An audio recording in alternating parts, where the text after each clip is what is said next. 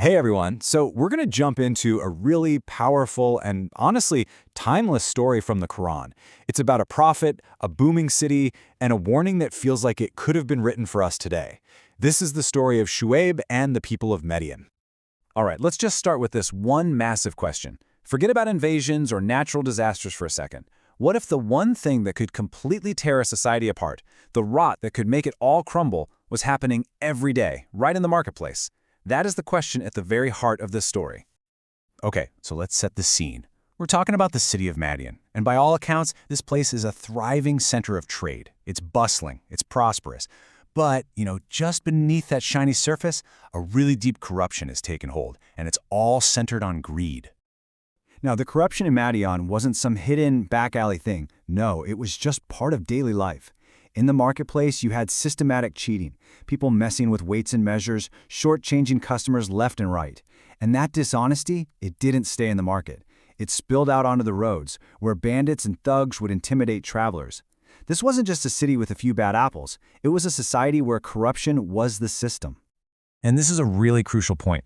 The Quran doesn't treat this economic fraud as some minor infraction. It puts it on the same level as other major grave sins. It's framed as a sickness in the society itself, a kind of rot so deep that it's threatening to bring the whole structure down. So right into the city of cheats comes a messenger, and he's one of them, their own brother Shuayb. He doesn't show up with some complicated, abstract philosophy. His message is incredibly direct, super simple, and it cuts right to the heart of their biggest problem. Shu'ayb's message had two core parts, and they were tied together perfectly. First, the spiritual part. Worship God and only God. But the second part was presented as the proof of the first. Be fair in business. Fulfill the measure and the weight. Don't cheat people. It's such a powerful idea, right? That your faith in God is actually measured by how you treat other people in your day-to-day life. The two are inseparable. And then he frames it in a way that's actually about their own well-being. He's basically saying, look, this place was doing well, it was in good order, your dishonesty is what's actively corrupting it, destroying it from the inside out. He's making the case that justice isn't just some abstract moral rule, it's the practical key to keeping their society afloat. Being honest, he tells them, is simply better for you. But, of course, not everyone was on board. The city was split. And seeing this division, Shuayb shows some real wisdom. Instead of trying to force a fight or a confrontation, he calls for patience. He says, hey, let's just wait. God is the best of judges, and he'll decide between our two groups. He's trusting the outcome to a higher power. But the people in charge in Madyan, the powerful elite, they had zero interest in patience or having a debate. Their response to this call for justice was simple, direct, and frankly, violent. It was a threat. I mean, you can't get much clearer than that. The ultimatum is absolute. Either we're throwing you and your followers out of your own homes, or you have to abandon your beliefs and come back to our way of doing things.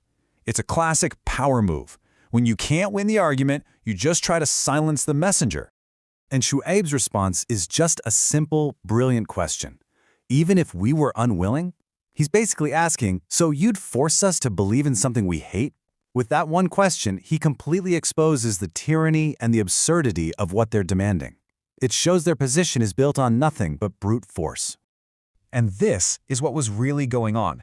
For the elite of Madyan, a call for simple honesty and justice wasn't just a friendly suggestion. They saw it as a rebellion. It was a direct threat to the corrupt system that was making them rich and keeping them in power. So now, this whole confrontation is racing towards its climax. The elites tried to intimidate Shuayb, and it didn't work. So they turned to the people, and their arrogance just goes into overdrive. This is their final pitch. They try to paint morality as a bad investment. They tell everyone, if you follow this guy and his ideas of fairness and honesty, you're going to lose. You'll be the losers. They are literally defining faith and justice as a net loss. Just let that sink in for a second. Their final, fateful declaration is that the people of integrity, the honest ones, they're the ones who are truly losing out in life. And in the very next moment, the universe replies. The Rajfa hits, a violent, terrifying earthquake, a tremor that seizes them and brings their entire world to a dead stop. The destruction was swift and it was total. The Quran describes them being found in their own homes, the very places they felt most secure, just lifeless bodies. In a single instant, all their wealth, all their power, all their arrogant talk, it meant absolutely nothing. And that brings us to the story's incredible conclusion. After the dust settles, the narrative delivers its final, unmistakable verdict on who the real losers were that day. What a haunting image.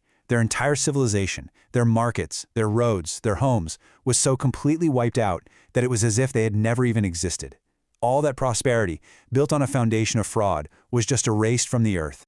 And then comes the final powerful twist of the knife, where the elite's own arrogant words are turned right back on them.